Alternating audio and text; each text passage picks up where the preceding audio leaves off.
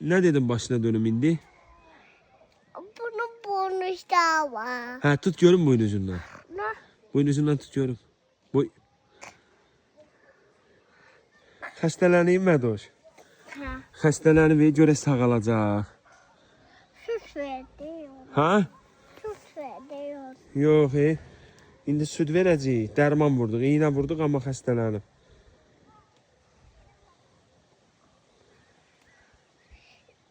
İğne vurdun yere de xəstələnib. Yenə də xəstələnib. Ha.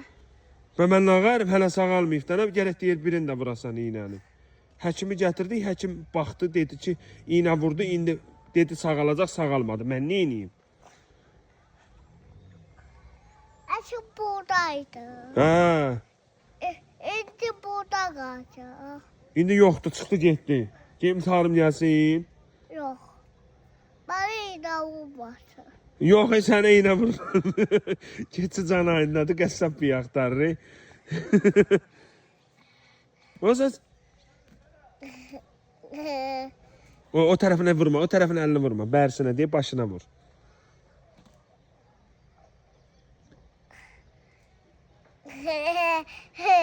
Heç yan başına dönüm ha.